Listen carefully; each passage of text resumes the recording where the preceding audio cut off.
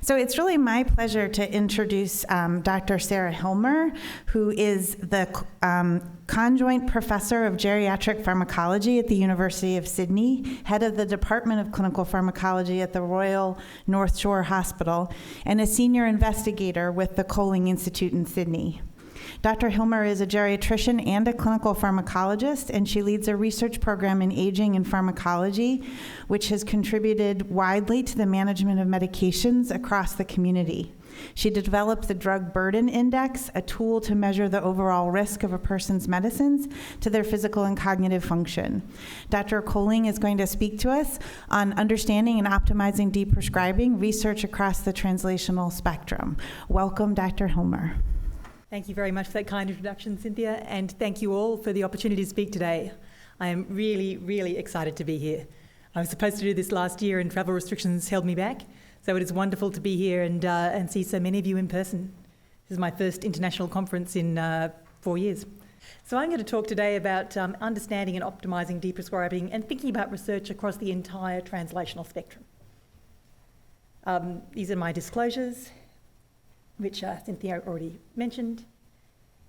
And I just want to talk a little bit about my job. This is where I work. Royal North Shore Hospital is a large hospital in Sydney. It's got a beautiful view of the harbour, which you can see there in the bottom. And on our campus is the Coling Institute, which is a combined venture between the hospital and the University of Sydney. This is the Coling Institute. My office is up here on the lucky 13th floor, so I can see the harbour bridge. And this is a view from the sky.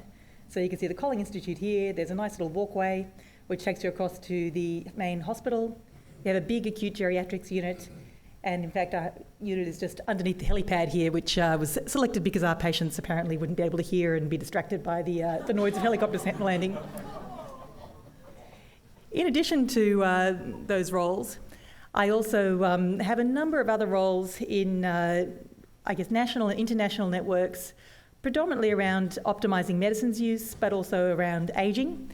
And I think bringing all those together has given me a great perspective to work out research questions as well as help me with research dissemination. So I'll just highlight a few of those. New South Wales Therapeutic Advisory Group is a group of representatives of the hospital drug and therapeutics committees from around the state. And that group puts together advice on how best to use drugs in hospital, and I've been chairing it for a number of years. And while over the last few years all we did was write COVID guidelines, we also have some really great polypharmacy guidelines and deprescribing guidelines, quality indicators, that kind of thing on our website, and it's been a very good portal for dissemination. IUPHA, which is International Union of Basic and Clinical Pharmacology, is representatives of pharmacology societies from around the world, and I lead the geriatric committee within that. And again, that's been a great opportunity to collaborate with other geriatricians and clinical pharmacologists with an interest in geriatric pharmacology and put out position statements that are relevant to people around the world, including the developing world. There are a number of other things, and I'll just highlight, of course, the Australian Deprescribing Network and a number of drug regulatory bodies in Australia which are around regulation of licensing of drugs as well as funding of drugs, which I've been on and advised to basically make sure the geriatric voice is heard. So I'll start with the rise of the word deprescribing. As many of you will know, this is an Australian word. It's as Australian as mate or g'day. And it was first coined in an article in the Pharmacy Practice and Research Journal, a very local pharmacy practice journal, in December of 2003, an article written by an Australian geriatrician, Michael Woodward. I published my first article using the word deprescribing the year later in an article here in the Australian Family Physician, another very local journal, which was initiated by my PhD supervisor, David Lakuta, who has been a major mentor and lead in the field. And we summarised the deprescribing literature, which was pretty brief at the time, it was one paragraph. And we talked about how important it was to have a word to try to make people recognise this, because it's not like it hadn't been happening. Deprescribing has been part of geriatric practice and pharmacy practice for a long time. It just didn't have a word, which meant people didn't actually recognise it. And what is really fabulous is when you type the word deprescribing into PubMed, which is, you can see that since those first publications, and I have to say that JPPR is actually not listed on PubMed, but since those first publications, there has been a rapid increase with 1,944 papers coming up when I updated this last night. And when you look at systematic reviews on deprescribing, again, there are now 132, and that's not a systematic search. I'm sure if you looked harder you'd find it, but this is just what you type in and what comes out. So I think the word has actually been really great for advancing the field and bringing people together working on similar things. So today I'm going to focus across the translational research spectrum. And I think it's really important that we harness deprescribing and use all the tools we have across the entire spectrum, from T0 basic science research through T1 translation to humans, T2 translation to patients, T3 to practice, and T4 to community, to really be able to get a handle on the complexity of deprescribing and be able to inform our patients as well as we can about what is best practice for them. So the Australian Deprescribing Network was the first. We sprung up towards the end of 2014, and about 5 years later the US Deprescribing Network came along. Your network has been absolutely fantastic and taken off with amazing pace, and I think that's partly because you're resourced. We're just a group of people who get together because we're interested, while you guys actually have resources, and the things you've been able to produce are really fantastic. What I would have really just highlight though is that when I had a look at your website, and I do visit the website often, you've got fabulous resources. I looked at sort of the things that you're awarding grants for and projects, and I guess there's been a really big emphasis on T3, T4. And I think the work you've done there is fabulous and the resources are sensational, but I think actually if we could expand what we're doing to really encompass T0 to T2 as well, then we could do even better in terms of being able to give our patients informed shared decision making, because we need that information to understand the complexity of deprescribing. So the key messages for today are that deprescribing research has made great progress with translation into practice. What we need now is research across the translational spectrum to fill in the outstanding gaps in efficacy, safety and mechanisms to deliver high quality, evidence-based, personalised medicine for our older patients. So I'm going to base this talk around a case of Mrs. DP. It's an imaginary case, and I published a paper recently which was based on this case as well, which is in Cambridge Precision Medicine, if anyone wants to have a look. This is an 88-year-old lady living independently at home. She's malnourished and frail, reports mild memory loss, walks using a stick, and presents after a recurrent fall with hip pain. We have all seen thousands of these, those of us who are in clinical practice. And she's got multi-morbidity, she's got the usual range of problems that you accumulate as you get older. And if you look at her drug list, you can see that she's got 10 drugs, so she's got hyperpolypharmacy. And if you look at the types of drugs, you can see that they match her conditions very nicely and do include a reasonable sort of central load with citalopram and oxybutynin. You see her in the emergency department. It's too painful for her to weight bear. She doesn't have a fracture on X-ray. She comes into hospital. She's started on oxycodone. She's already on paracetamol, or acetaminophen as you call it. And she gets physiotherapy. And the next night, as the sun goes down, she becomes delirious. And the questions that you have at the end of the bed is, how can we optimise the medicines? What knowledge do we need from research to be able to practice informed shared decision-making with this lady? And then how could we conduct this research? Now I'm going to go through the details of this case because I'm sure you all actually present cases like this and teach with cases like this. But I am going to use this lady to talk about the evidence that we need and how we can get it. And these are the three questions that will follow through the talk. Are Mrs. DP's medications contributing to her falls, delirium and frailty? What is the mechanism? Is it reversible with deprescribing? Second question, is there evidence of safety and efficacy of deprescribing in a patient like this? And thirdly, how can we make a decision on deprescribing and implement it in practice? So, are her medications contributing to her presentation? Well, we know we've got really good T3, T4 evidence from observational data that says that polypharmacy is associated with adverse geriatric outcomes.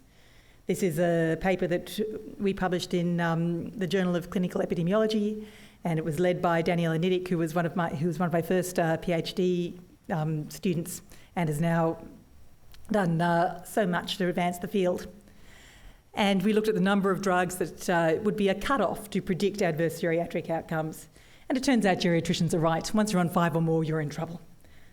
And this was advanced through our National Quality Use of Medicines Organisation, NPS Medicine-wise, and disseminated widely across the country through this beautiful brochure, which is so much nicer than our graphs. However, it's not just the number of drugs, but also the type and dose of drugs that determines your risk. And I was very fortunate at the end of my PhD, which was really in the basic science of pharmacokinetics in mice, looking at the effects of old age on hepatic uptake of drugs and lipoproteins, that I went over to the US to work at the NIA with Darryl Abernethy, who is very much a parent in the tree of geriatric pharmacology. And together we developed the Drug Burden Index. And the Drug Burden Index was designed to measure the functional burden of medications in older people. And we really hoped it would become useful as a clinical risk assessment tool. It's a pharmacological measure of an older person's total exposure to medicines with anticholinergic and sedative effects that impair physical and cognitive function. And we look at each drug that the person's taking that has an anticholinergic or sedative effect as defined by the registered product information or licensed FDA information in the case of the US. And we put that drug on the dose-response curve and give it a score between 0 and 1, and then we add up per person's exposure to all the anticholinergics and sedatives to get their total drug burden index. And this cartoon actually says it very nicely. I prefer to organise my pills by side effects. This one makes me sleepy, this one makes me moody, this one makes me tired. And we've tried to take the drugs that slow you down physically and mentally and quantify an older person's exposure to those. And this has been widely evaluated around the world now in older people from community, retirement villages, nursing homes and hospitals. And invariably, the higher your drug burden index, the worse your impaired physical function, which is why we developed it, the more likely you are to fall, to become delirious, to be frail and become frail, wind up in hospital, see your GP, and to die. And that, again, is very much observational data. So that observational data is great, but there are outstanding clinical questions that observational data can't answer. Are the associations between chronic medication use and adverse geriatric outcomes really causative? Is it the number of drugs or the type and dose of drugs, like drug burden index, that causes adverse geriatric outcomes? And are these effects reversible with deprescribing? It'd be really hard to test this in humans, so we went to basic science and used mouse models to determine the effects of chronic treatment with polypharmacy regimens that had different drug burden indices, monotherapies that made them up, and deprescribing on translatable outcomes in ageing mice. And this is what the study looks like. We took mice that were a very standard mouse strain used in pharmacology studies. Oops. And we aged them out to 12 months, which is a middle-aged mouse. And then at 12 months, we gave them a drug intervention diet. And we had a lot of different interventions. We had control, which has got regular food, and then we put a range of different drugs into their food and water. We had one regimen that we called the 0 dBi polypharmacy regimen that had simvastatin, metoprolol, omeprazole, acetaminophen, and irbesartan. Then we had a low dBi polypharmacy regimen where we substituted the irbesartan with citalopram, and a high dBi polypharmacy regimen which had simvastatin, metoprolol, oxybutynin, oxycodone, and citalopram. And you'll notice that Mrs. DP's regimen looks quite a bit like the high dBi polypharmacy regimen with a few more non-anticholinergic and sedative drugs thrown in. And we treated all these mice, and we also looked at the individual monotherapies in the high dBi polypharmacy in separate groups. We treated them out to 21 months, and then at 21 months we randomised them again to either continue or have the drugs deprescribed. And we deprescribed them slowly like you would in practice. And then at 24 months, which is pretty old for a mouse, we re-evaluated the mice and harvested their tissue. And this is what we found. So this is the nesting test. It's a great measure of activities of daily living in a mouse. You put the nesting material into the cage, And the mouse should make it into a nice dome-shaped nest that you see on the right there. And that's a sign of normal function, and they sleep in that nest and they hide in that nest, and that's what a mouse would normally do. And here I've just shown the 3 polypharmacy regimens and the control. The control is in black, and the nesting score is such that the higher the score, the better the nest. And you can see that a control mouse can actually nest beautifully right out into very old age. Then if you look at the green line, which is the the 0 dBi polypharmacy regimen, you can see those mice also age beautifully right out into very old age. The mice with the low dBi regimen, which had the citalopram substituted for irbesartan, started to really drop off by the time they got old. But the good news is that if you deprescribed, which is the dotted line here, they could actually come back and regain their nesting function. And the mice with the high dBi polypharmacy diet really lost their ability to make a nest. Basically, they just sat there and sat on the nesting material. And by the time they were 24 months, but if you deprescribe at 21 months, this is entirely reversible, and they can come right back to making a very nice dome-shaped nest. So while I can see this is a healthy, aging male mouse, it looks here very much like drug burden index, not the number of drugs, is actually what impairs function in old age, and this is reversible on deprescribing. So is polypharmacy making Mrs. DP frail? And could deprescribing reduce her frailty?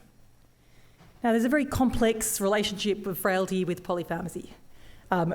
Frailty seems to be associated with polypharmacy. Frailty can make you more likely to have polypharmacy. Frailty affects how you metabolize drugs and how you handle drugs. And polypharmacy may also increase your risk of being and becoming frail. And this is a study that Daniela led, where we looked at polypharmacy, drug burden index and frailty, again in observational data. This is from the Concord Health and Ageing in Men population, which is a population of older community dwelling men in Sydney.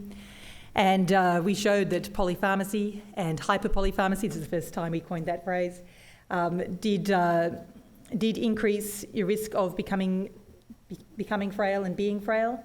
And it was a complex interaction where you needed to think about the number of medicines, the type of medicines, and also comorbidities. And we used some very nice methods there that we usually use in ageing studies of insects. And subsequently, there was a systematic review published in 2017, which identified 25 observational studies, which clearly showed that polypharmacy and frailty were associated. But it's really hard to synthesise the data because people use different measures of frailty and they all measure different things. And this really is observational data, some cross-sectional, some longitudinal, but very hard to adjust for residual confounding in a situation like this. So we took it back to the mouse.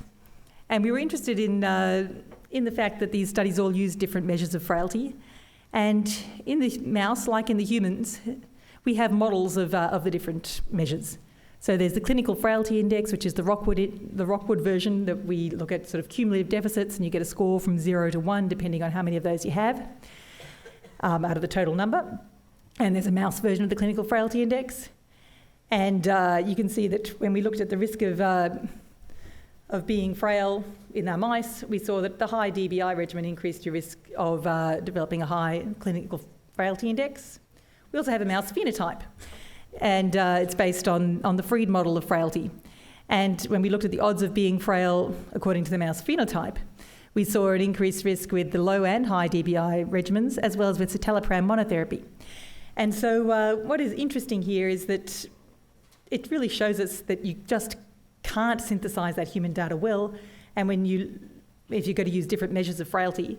And while we don't really have a good understanding of which measure of frailty we should use to evaluate drug effects, I think it's really important that we use objective measures, and probably at this stage we use 2 or more measures in our studies if we possibly can do that feasibly, because we're not really going to understand the relationship if we're using different measures.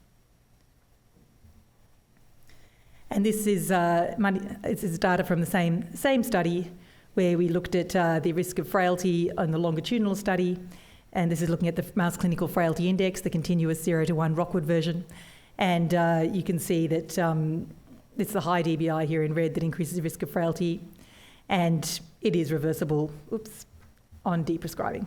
This is the reversible on deprescribing dotted line where it just flattens out instead of going up. So that's frailty. Now, is polypharmacy impairing Mrs. DP's gait, and could deprescribing improve that? Well, again, it's nice to think through the translational spectrum and what the evidence shows us. This is a study that was done by a Dutch investigator, Hans Waters, who came to spend some time with me in Sydney. And he looked at a Dutch population of outpatients at a diagnostic geriatric day clinic who underwent a comprehensive geriatric assessment. And they had very fancy gait analysis, looking at accelerometer-based dynamic gait parameters in a lab.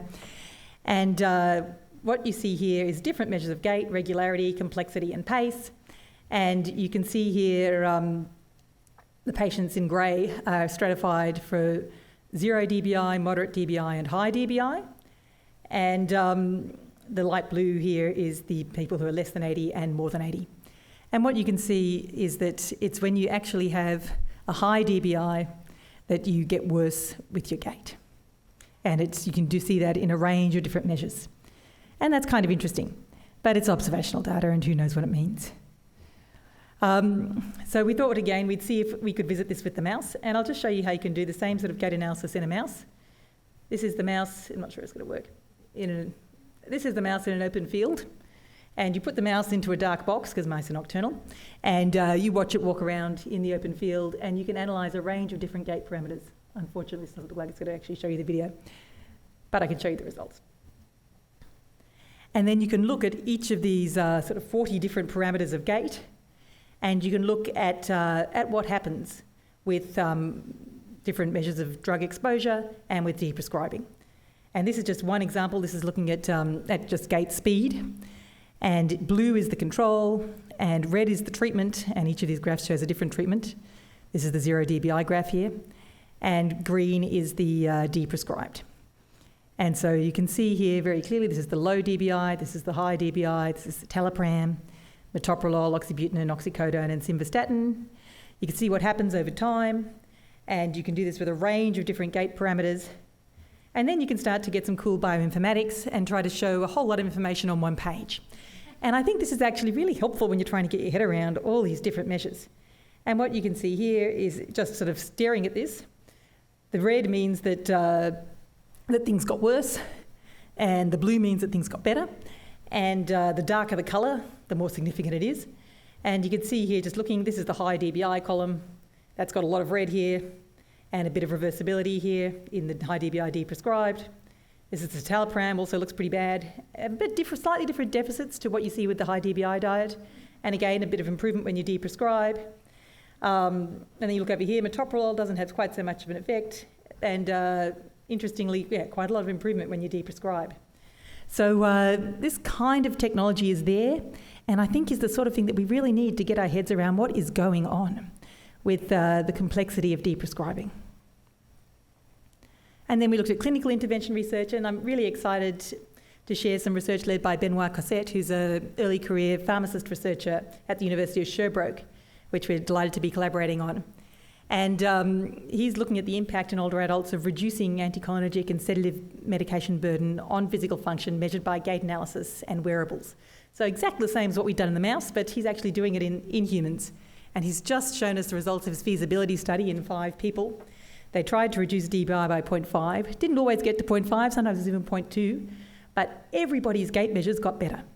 And they're now going to do a clinical trial with some controls, and it will be really interesting to see how we can translate this to humans. And I think there are really exciting opportunities to look at things like biomarkers that we can translate between the mouse and the humans, and onto patients.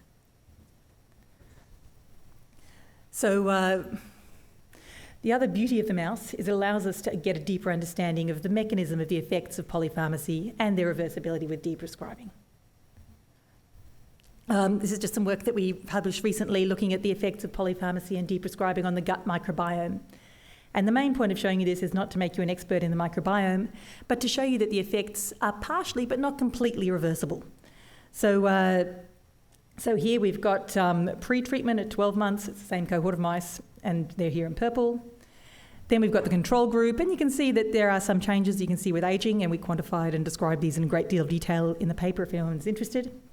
Then we've got the high DBI group, and you can see that they changed quite markedly even at 15 months with the effects of treatment. And that was sustained through to old age. And then we've got the high DBI group that were deprescribed, that's here in yellow. And you can see that the yellow here looks a little bit like the red, which is the controls, and a little bit like the blue, partially but not completely reversible. This is some work which is preliminary data, not for dissemination beyond this room, but I was so excited I couldn't hold myself back. And it shows that polypharmacy affects the hepatic proteome, which can be partially reversed by deprescribing. So here we've got, again, same cohort of mice. The mice that, we've just looked at the mice that have control, the mice that have high DBI polypharmacy, they're in red, and the mice that had high DBI polypharmacy that was deprescribed, they're in green. And we only have this data at 24 months because we needed to get the tissue.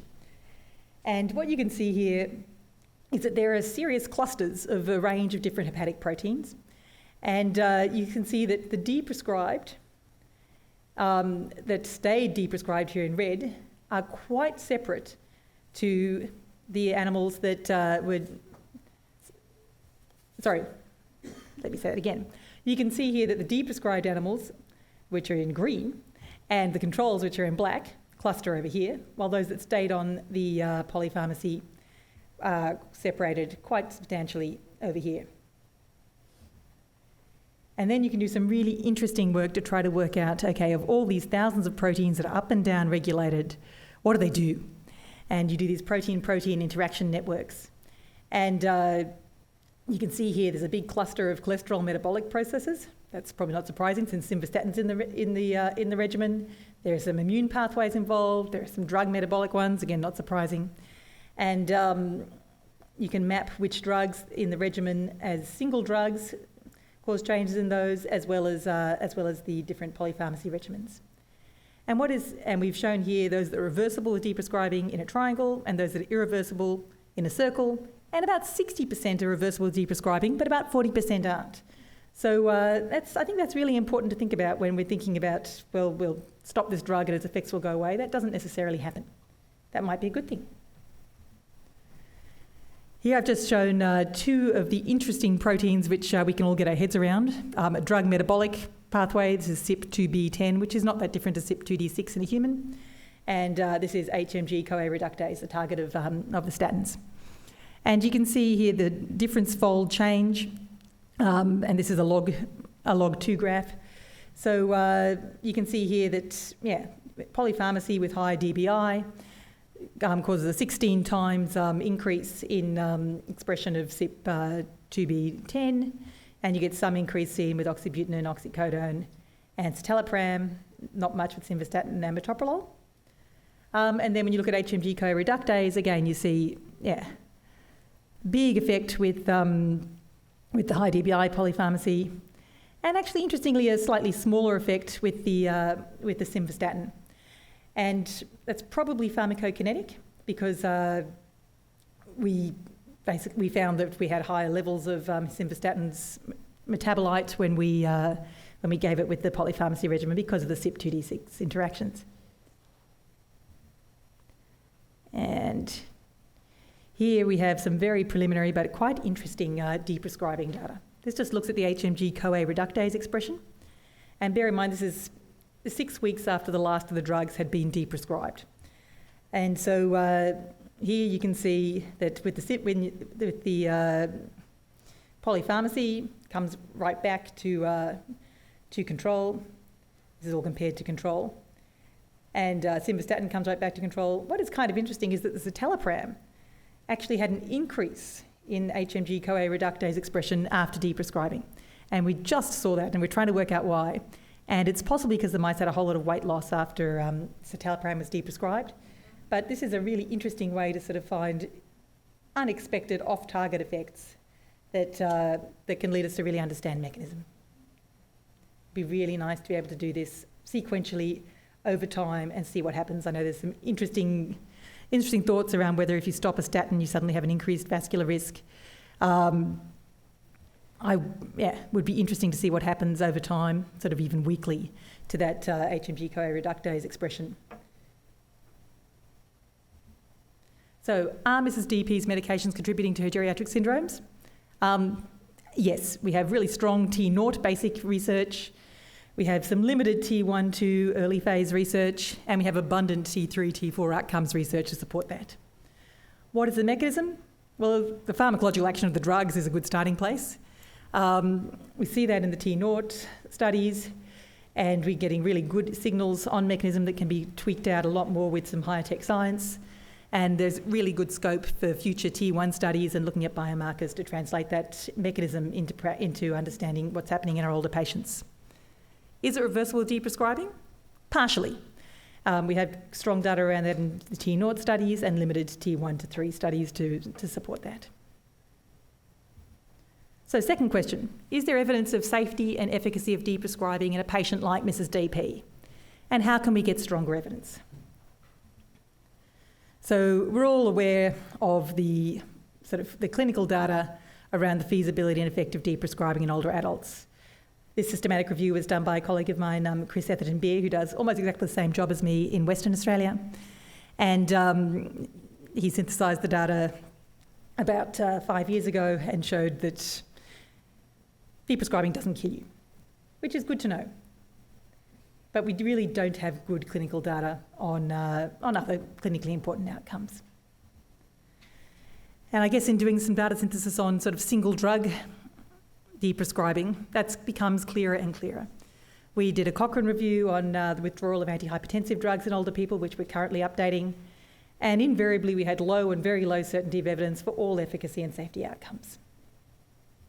Barb Farrell's team has done some really fabulous work, making really rigorous methodology for deprescribing guidelines and algorithms.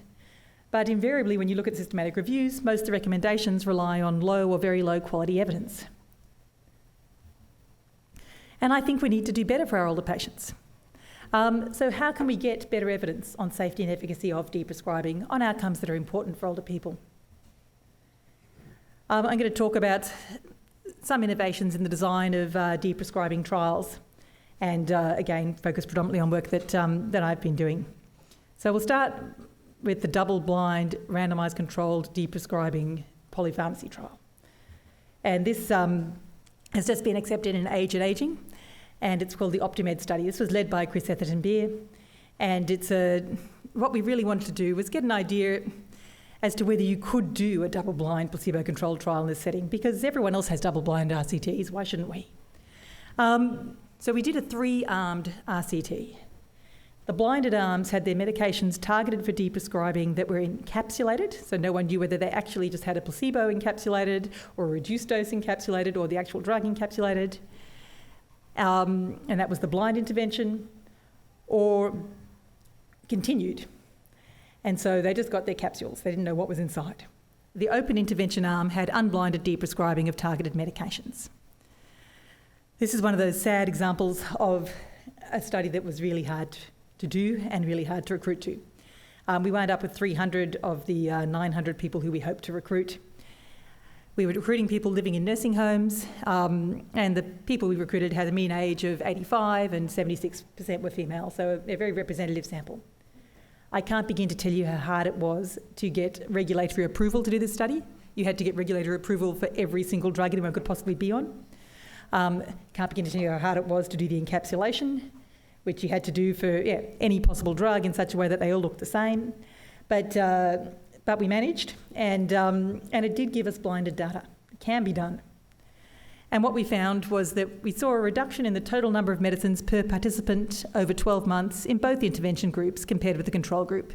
And people stopped between 2 and 3 medicines per person on average. The blinded control group basically didn't stop medicines. They stopped 0.3 of a medicine per person. And we found that by deprescribing the regular medicines, we didn't increase PRN or as needed medicines. That was good news. And we found that there was no difference in mortality. So it could be done.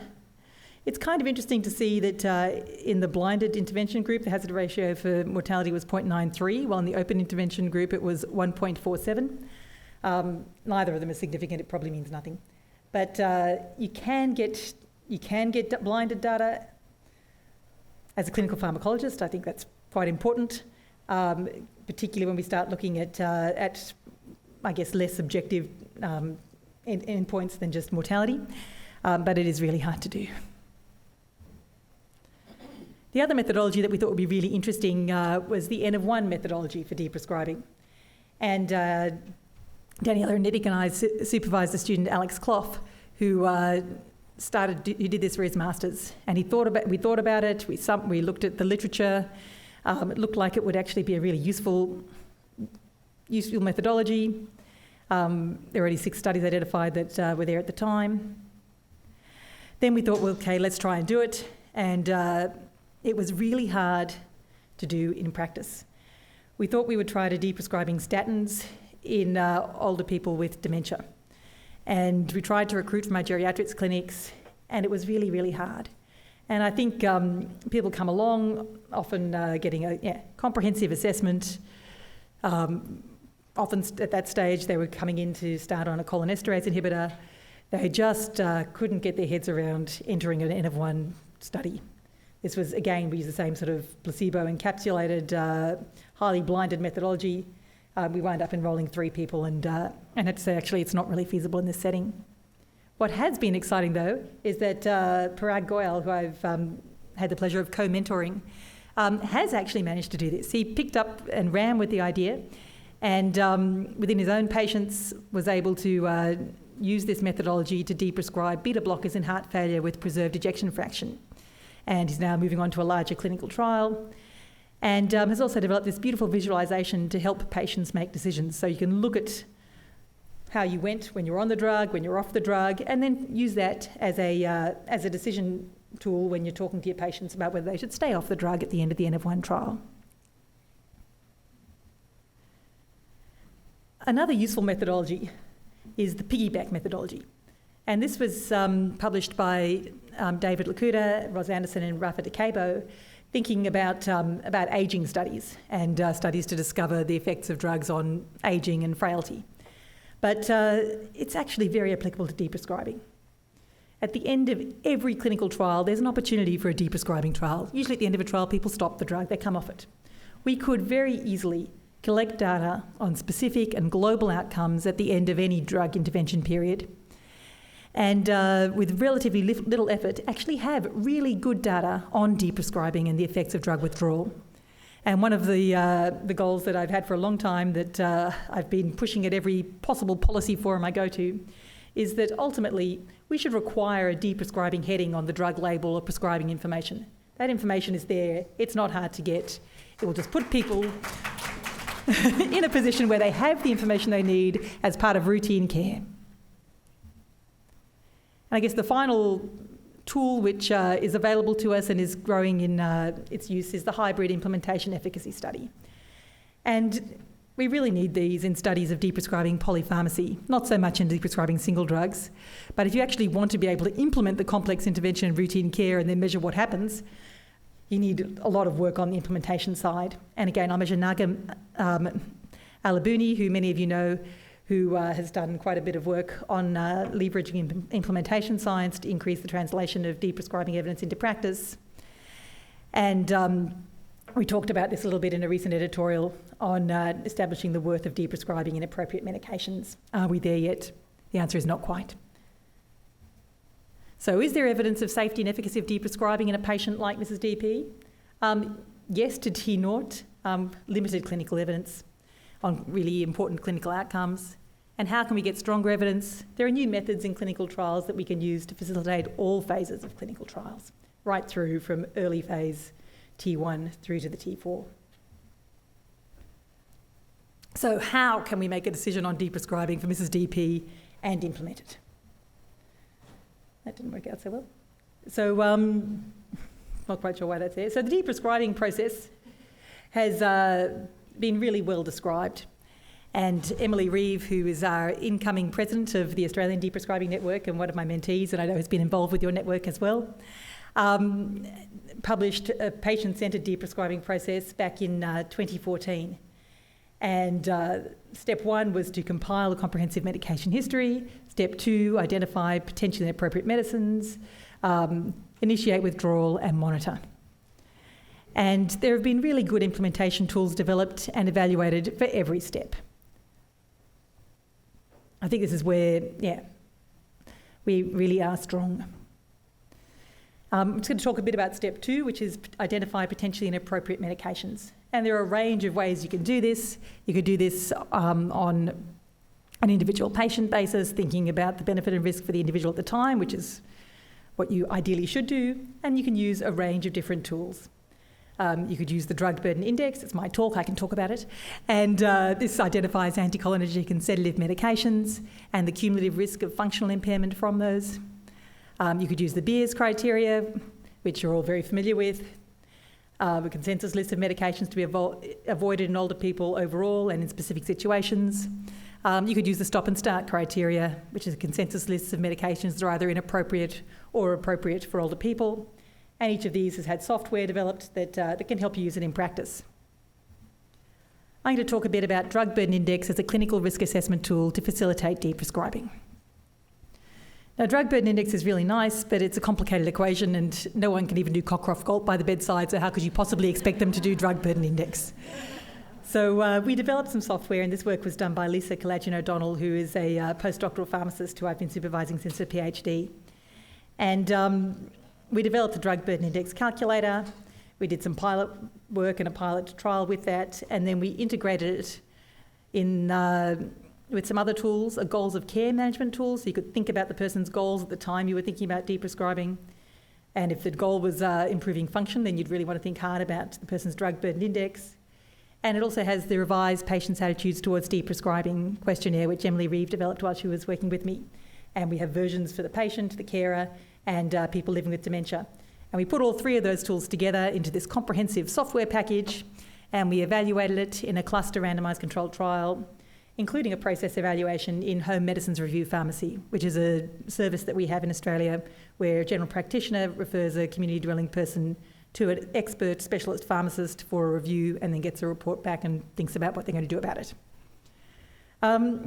It was another underpowered deprescribing trial, and we did show that we had an increase in recommendations by the pharmacist to reduce anticholinergic and sedative drugs, but didn't achieve deprescribing and therefore had no impact on clinical outcomes.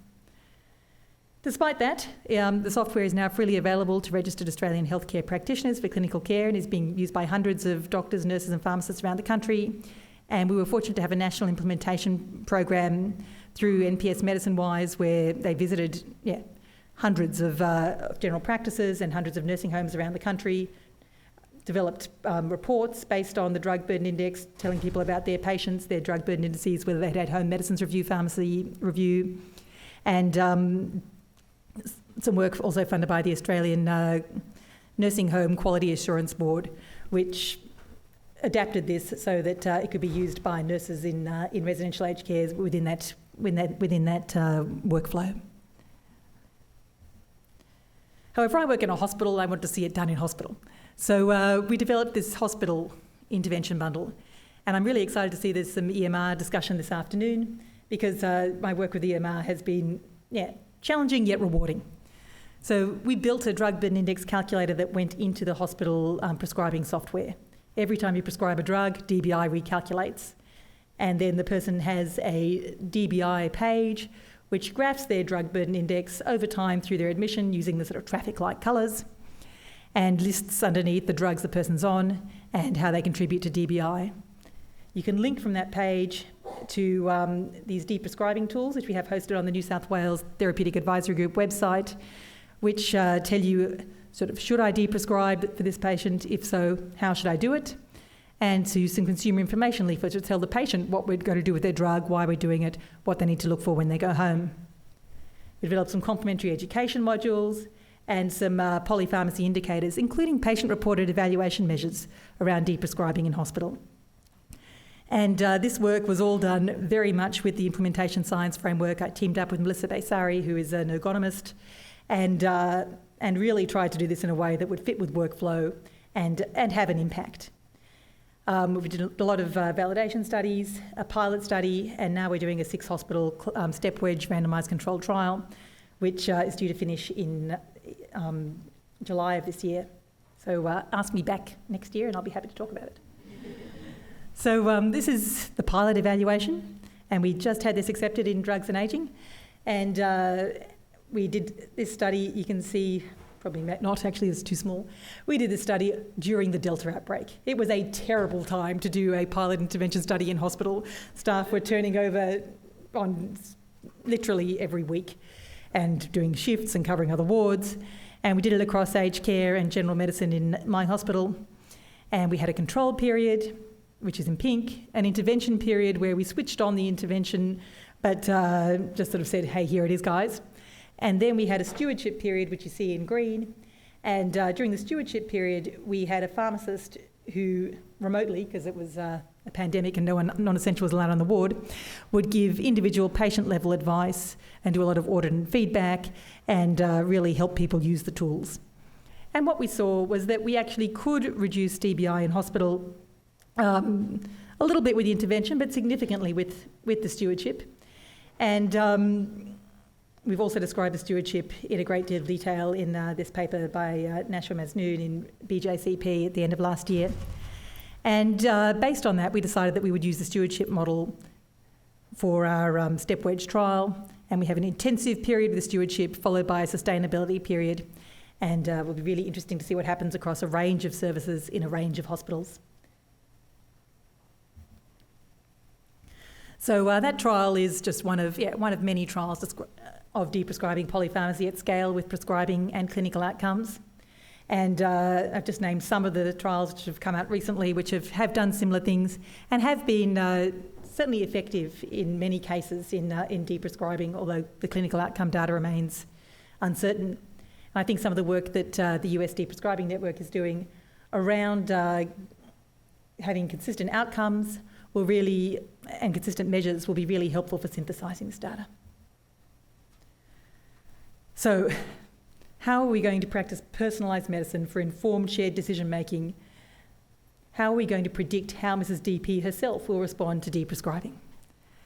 And there are a lot of potential plausible predictors of response to polypharmacy and deprescribing. Age and sex, we saw with our mice, I didn't show you this, that the older mice were much more susceptible to the effects of polypharmacy, and then the younger. We saw that females actually wound up with more sort of what we might call sundowning. When we looked at their 24-hour activity than the males were, we saw that males are more likely to get weak grip strength with polypharmacy. Frailty, we talked about as a potential factor. Organ function, disease, pharmacogenomics, pharmacomicrobiomics, duration of exposure, all these things are probably important and should be integrated into our clinical decision making, but gee, it's complicated.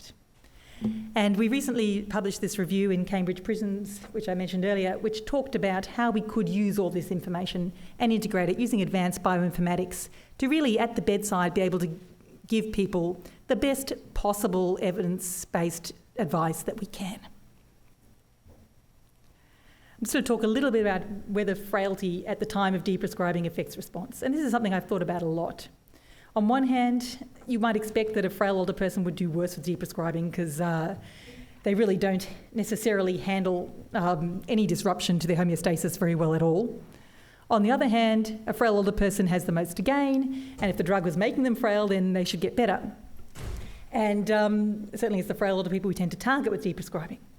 So we tried to answer this question with our mice, and again, this is preliminary data, but we looked at the mice that had high DBI polypharmacy deprescribed, and we looked at how their frailty changed between 21 months and 24 months. And what we found was that mice that are frailer at 21 months actually are more likely to have a decrease in their frailty index when reassessed after deprescribing age 24 months. So it seems like it might actually be reasonable to expect that if she's more frail, she'll respond better. But this is preliminary data. We tried to evaluate this in a clinical trial, and I did this work with Hamish Jameson, who is a geriatrician who I've been mentoring, who works in New Zealand. And again, we did a large randomised controlled trial in older adults living in the community, stratified by frailty.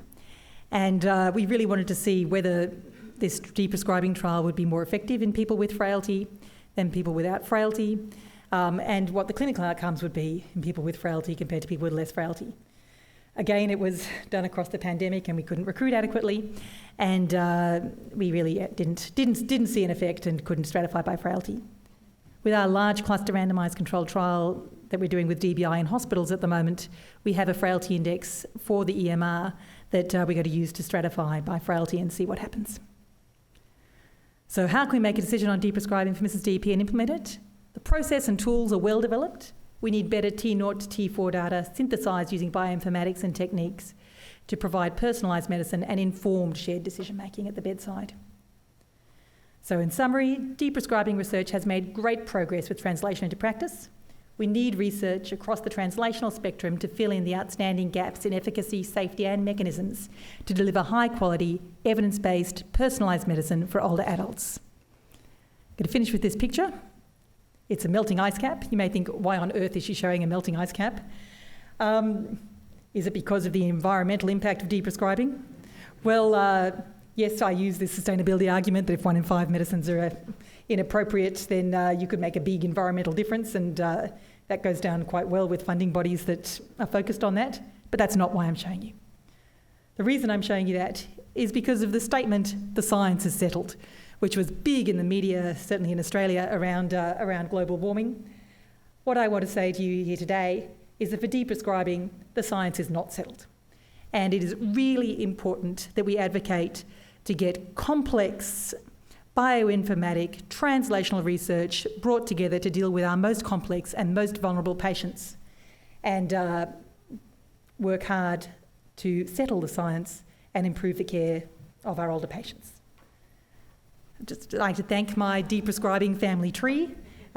These are my mentors, some collaborators, and some of my mentees, and my funding bodies and institutions. Thank you very much for the opportunity to talk today.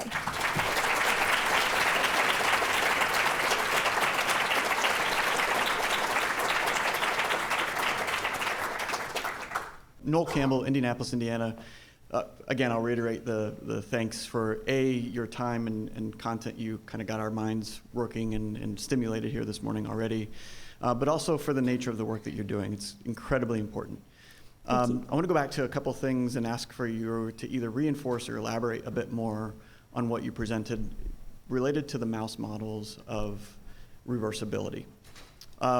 Because as you hinted at in the last couple slides, the impact of duration of exposure. And I'd like your comments on duration of exposure and the presence of disease in your mouse model, and how robust do you think that could translate into our older adults who may have been on medicines for 20, 30 years, 40 years, which we've seen, right? Yep. As well as what can you predict, or do you feel like your results tell us much about the presence of disease in addition to medicine effect, which are two important but maybe separate issues? Yeah, two really important questions. So the first question was about duration of disease. And actually, one mouse year is about the same as 30 or 40 human years. So I think the time frame of duration is quite comparable. The question about disease is the one that I'm currently grappling with. We are doing a project at the moment looking at a disease model. We have given our middle-aged mice osteoarthritis, and we're giving them polypharmacy that includes an opioid, and we're deprescribing. And it will be really interesting to see what we find of that disease model. Clearly, a lot of these outcomes are multifactorial. There's no question that a disease can make you frail too. And so looking at the competing effects will be really, really interesting. And we have so many groups in the study, it's not funny, and that's what you can do with a mouse. So we have mice with and without osteoarthritis, with and without oxycodone, with and without deprescribing, with and without polypharmacy plus oxycodone, etc. And I think we can try to tease that out. And I think the nice thing about the mouse is that you can tease out questions one at a time. I think for a long time, people didn't really believe that polypharmacy caused adverse geriatric outcomes. It just was thought to be a potential confounder. Of course, they have these adverse outcomes. Look how sick they are. By doing that first study in the healthy mouse, we could actually tease out the fact that actually polypharmacy does cause these geriatric outcomes, and it is reversible, or at least partially reversible. Now the next step is disease, and again, I'll see you back next year and I'll give you a little bit more information. So first of all, thank you for a fantastic talk. It hit so many of the notes of somebody who's very concerned about deprescribing in general. How do you handle the concept that in countries where the government pays for the medicines, that if they fund studies in deprescribing, they're not unbiased or unmotivated? In the same way as a drug company sponsoring a trial, we always, raise one eyebrow. Yeah, look, I think the influence of funding bodies is a really challenging part of what we do. And some people would say that drug companies' sponsorship is, for most big clinical trials, is the reason why we don't have deprescribing trials. I can safely say our government has not been overly generous with funding deprescribing trials. And one of the arguments we use as to why they should is that it would save the public dollar. It is something that needs to be considered and properly declared. And I think that's why it's really important to declare our funding sources. Thank you.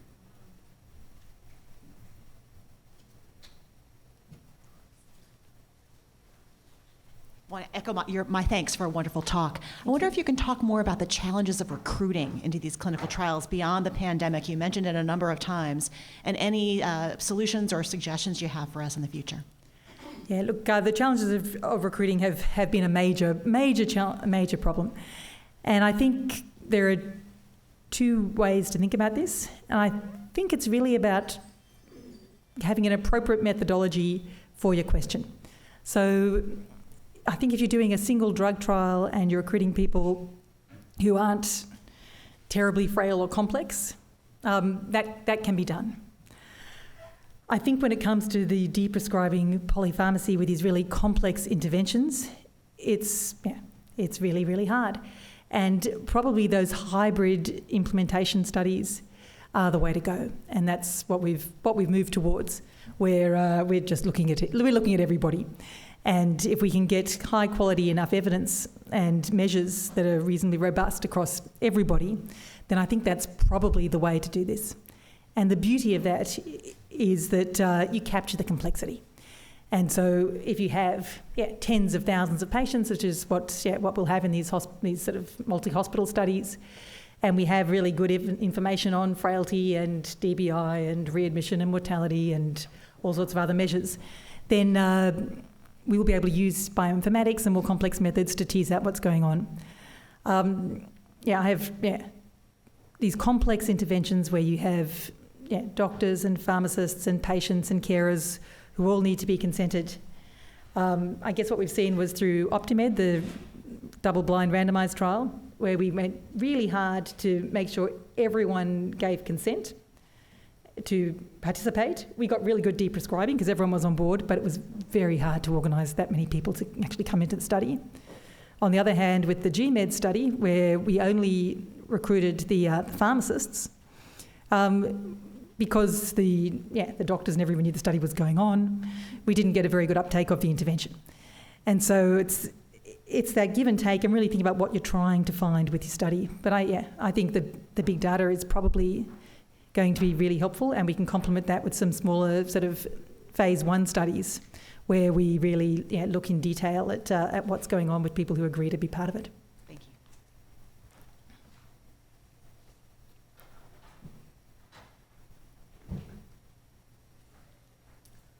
Hello, thank you for a great talk again. Thank you. My question comes to, so much of the deprescribing conversation is about being on a drug and then stopping that drug and then remaining off that drug. Can you speak a little bit to drug switching, so being on a citalopram and then switching to another antidepressant, for example, and how much that process of deprescribing one drug and initiating another should be incorporated into the deprescribing ethos? Interesting question. So it's a question about whether drug switching should be incorporated into the deprescribing ethos. I think certainly changing one drug to another drug which you think might be either more effective or less toxic is a useful thing if you think the person really needs a drug. But I think it is quite separate to deprescribing.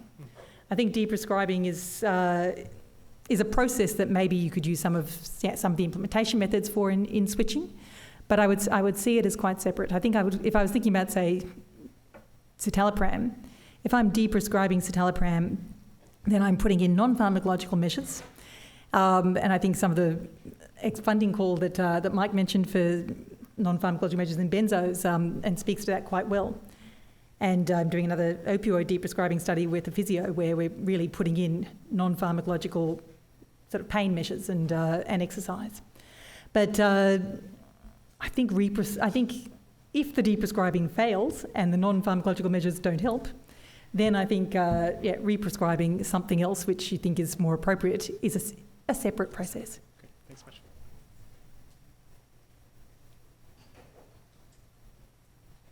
Hi, I'm Stephen. I'm a primary care doctor from Seattle.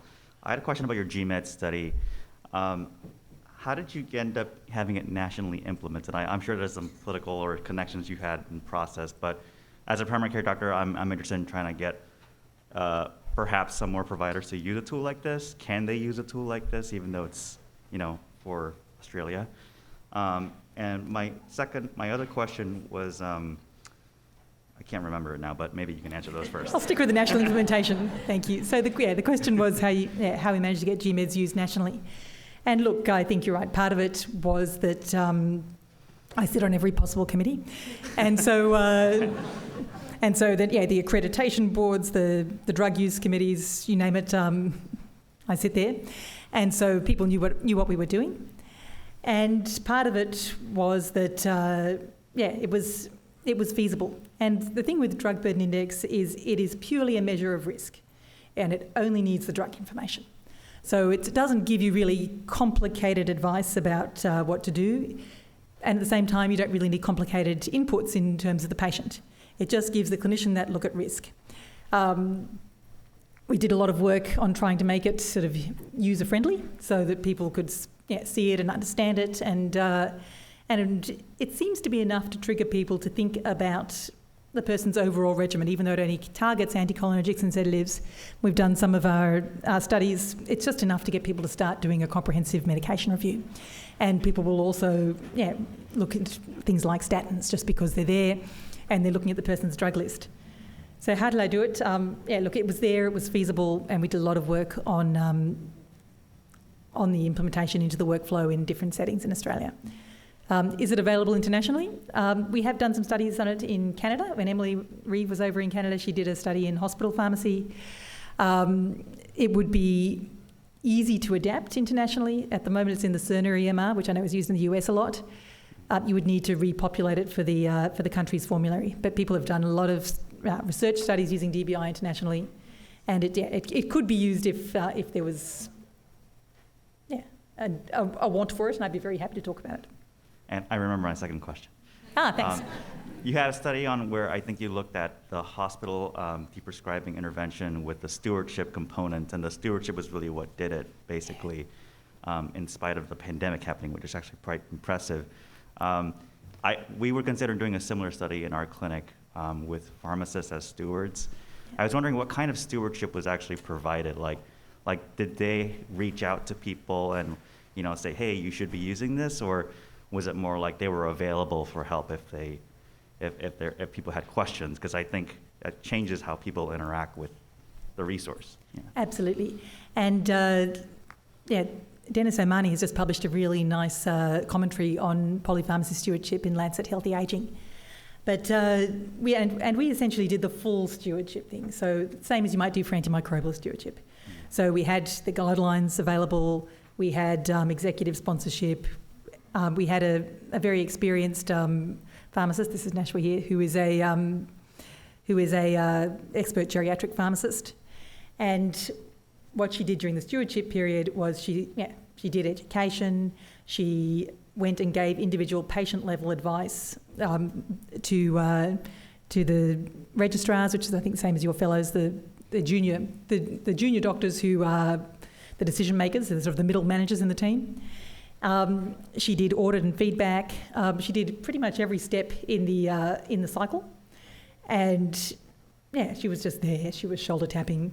She came to various team meetings. She was very much integrated, What we've done with the cluster RCT, and I'll be really interested to see what we find, is that we have a 2-month stewardship period at each site, and then we have a sustainability period where she pulls right back and no longer gives individual patient level advice. She's just a resource if people need her.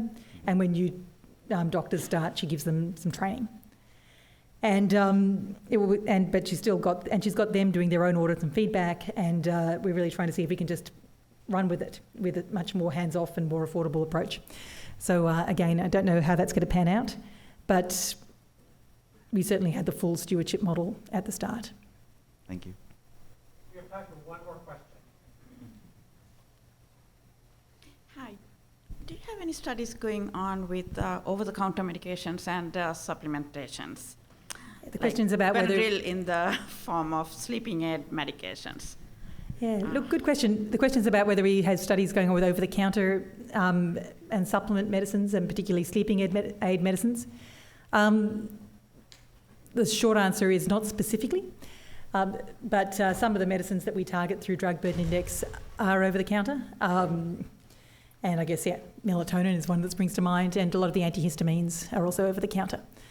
But we haven't particularly focused on complementary and alternative medicines.